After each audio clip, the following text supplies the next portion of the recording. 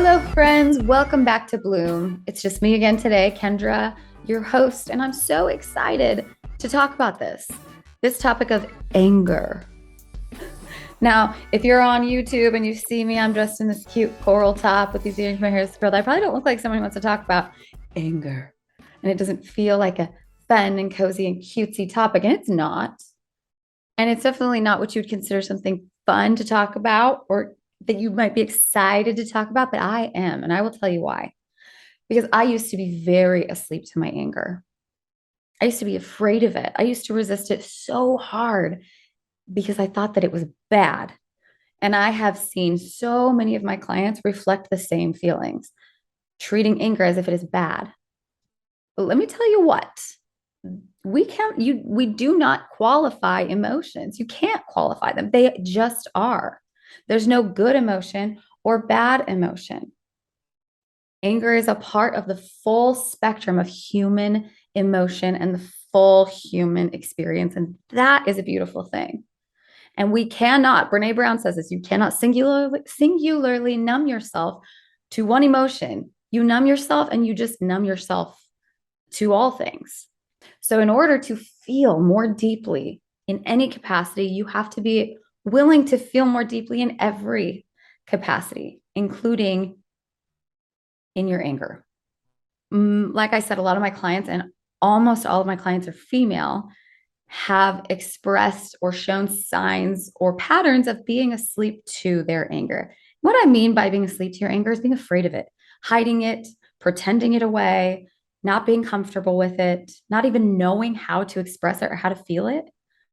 And we suppress it. We hide from it, like I said. There's an array of physical effects that science has shown us comes from suppressing our anger, like heart disease, higher blood pressure, skin disorders, lots of stuff, which, if you know me at all, I'm going to say that's just a surface level issue. The real imbalances are energetically in your inner world.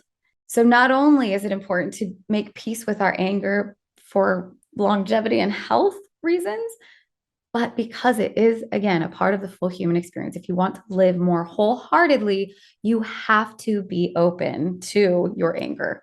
Give it a place at your table. It's no surprise to me why a lot of women are afraid of their anger.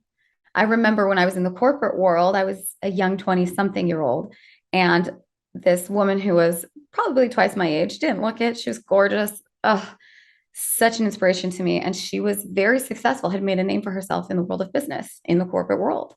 And she pulled me aside one day because she had taken me under her wing. She wanted to give me some advice.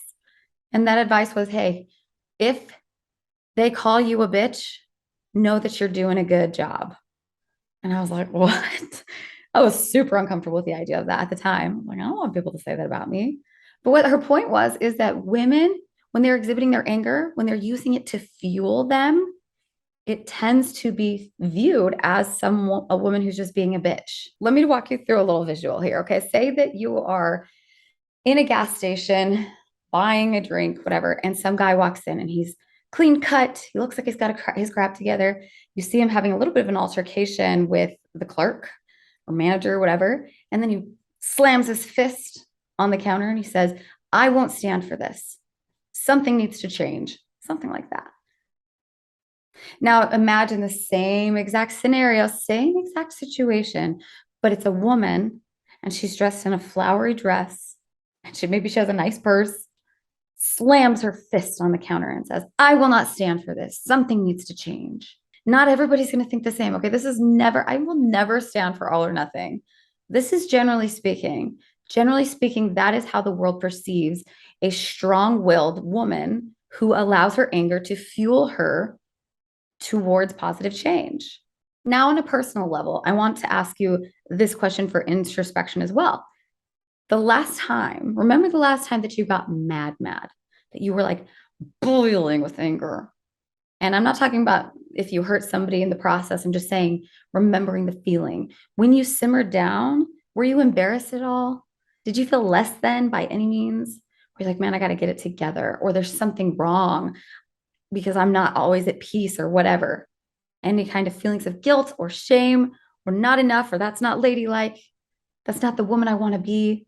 If that's the case, then you likely have an opportunity to improve your relationship with that very powerful and empowering and important and beautiful emotion that is anger. All anger is a signal that something's not right. That's it. But unfortunately, typically, the route people go when they want to express their anger is they go vent to someone else. And venting almost always includes blaming to some degree. She did this, and I'm mad. Or I'm in this situation because of this and that and the other, and it pisses me off. Okay. Now, venting, I personally think that it can serve a purpose, but blaming is never the route. It's never the way to go, people.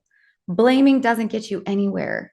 It's just a self perpetuating cycle that keeps you where you're at. It keeps you in your pain. It doesn't break any cycles, it doesn't break any patterns. It's not helpful. I want to talk about how to express your anger in a healthy way so that you can renew that relationship with your anger or even begin to nurture that relationship and allow it. I have a few suggestions, and I also want to say that different situations call for different things. Some healthy ways to express or deal with your anger is first to embrace it, which I've already kind of been talking about. Don't be afraid to get angry. Remember that you're an expansive being and you are capable of the full range of human emotion. So when you hear yourself getting passionate and getting angry, as long as you're not taking that anger out on someone else, don't hold back. Don't be afraid of it. Don't be embarrassed. Just be in it because it just is. It is not bad. It just is. Second, move your anger. Anger is a very high energy emotion most of the time. You can move it around and move it out of your body, scream into a pillow, scream loud, angry music in a car, punch a mattress, go on a run, do some breath work.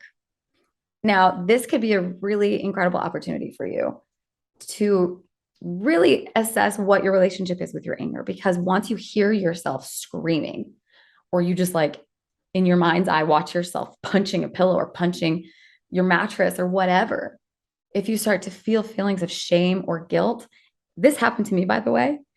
I screamed into my pillow as loud as I could. The first time I did that since I was a kid, I literally got sick to my stomach because I was like, who is she? And I was so shameful and I felt so gross about it that it made me sick to my stomach. And I was like, ooh, okay, we've got some work to do on our relationship with anger. Let that shit out, okay? I do want to say that it can be a different experience. Sometimes our anger is so heavy and so rooted in pain and heartache and trauma that it does the opposite of feel high energy, and it can make you feel tired and just want to sleep. And that is also a way to honor it. Anger doesn't just look like getting so mad you want to punch something. Sometimes it means you want to lay down and just take a nap and just sleep for a little while. That's okay too. Big feelings are big energy, whether that's draining or overstimulating. It is what it is. Honor that. Next tip, use your anger.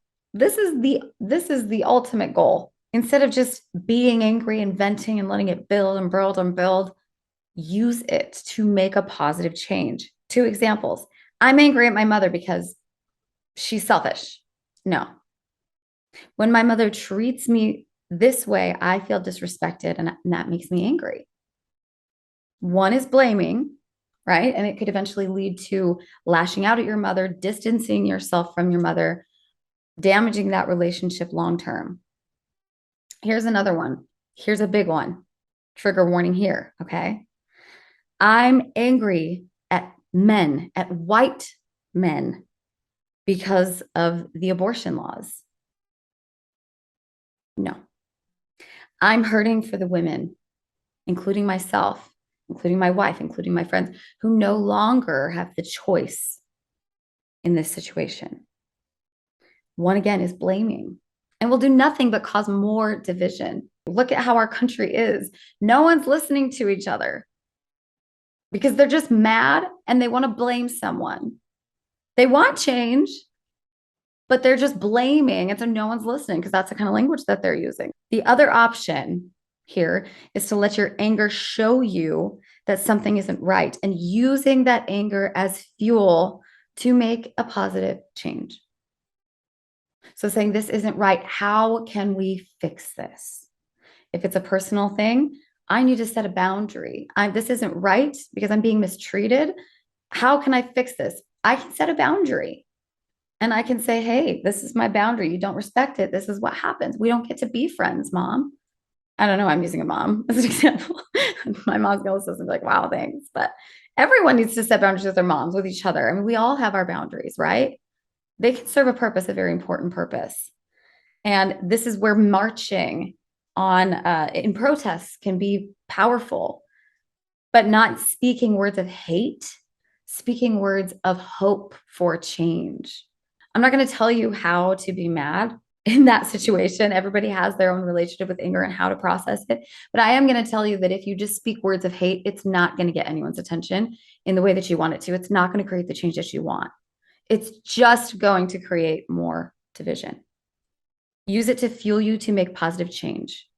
Don't become a prisoner to it. Next tip, speak it. In parenting and marriage books, you're going to read so many things about redirecting and speaking your feelings without blaming, using language like, when you blank, I feel blank. And this is how you break negative patterns in relationships. This is how you do it. A good first step here, by the way, would be to first move it, because we know that in our fight or flight state, our animalistic brain is going to take over and survival is going to be our goal. And we're going to just be on defense. So move it a little bit, however that looks for you, whether it's high energy moving or whether it's low energy moving, so that you can move into a heart space of wanting to make a positive change. Ultimately, there is no all or nothing, like I said. That does not serve us to say this is the only way, this is the right way, this is the best way. But play with this, try some of these things on. Whatever you need to do to reclaim that relationship with yourself by owning and honoring your own anger. This is what it is to know yourself. And we must know ourselves to have relationships with other people that are healthy and thriving. With anger especially, this is important because in relationships, big feelings are inevitable. You're going to feel big feelings in intimate relationships, and we cannot change anyone else. All you can do is work on yourself. The only person you can ever work on yourself. You cannot work on a marriage. It's impossible because that's someone else involved. You can only work on yourself motivated by your love for someone else, in the other person in that relationship, and your loyalty and commitment to them. It can be a motivation, your marriage, but you're never working on your marriage. You're only working on yourself. Harriet Lerner wrote this book that I recommend all of you read. It's called The Dance of Anger. And she said this so beautifully. I'm just going to quote her directly a couple of times here. We cannot make another person change his or her steps to an old dance, but we can change our own steps, and the dance no longer can continue in the same predictable pattern. Beautiful visual there. She also said something in this book that I think we can really, it can help us really allow ourselves to embrace anger in a way that could actually change the world. And it is this. One of the hallmarks of emotional maturity is to recognize the validity of multiple realities and to understand that people think, feel, and react differently. Often we behave as if closeness means sameness. One big trigger for people in relationship, intimate relationship, or global relationship is our differences. It's easy to like people who are the same. It's easy to understand people who think the way that we do. And when they don't, it can sometimes trigger feelings of anger. And a lot of that is because we feel that sameness is the goal. Sameness is not the goal. The truth is that you will find more peace when you learn to embrace differences. And when someone's difference triggers anger in you, ask yourself why. Why is that a threat to me? Why does that make me feel angry? You can see how that could just change everything for humankind. If we could take responsibility for our part in it and why it makes us angry, instead of just wanting everyone to agree with us, because that's never going to happen. We must learn to honor the feeling and to embrace the wide range of emotions. and passionate emotions that make us the miracle that we are, because we are a miracle individually and collectively as human beings. And part of what makes us a miracle is our anger. Wake up to it, embrace it, allow it. Don't take it out on other people. Use it to fuel a positive change for your life individually or even globally. There's power in it, real, raw, beautiful power. That's all for now, you guys. Please feel free to reach out if you have any questions about this, if you want to talk more about it. And please send this to someone who you think could benefit from it or who you'd love to just engage in conversation with, in contemplation with about it. And that's all. Mwah, have a beautiful day.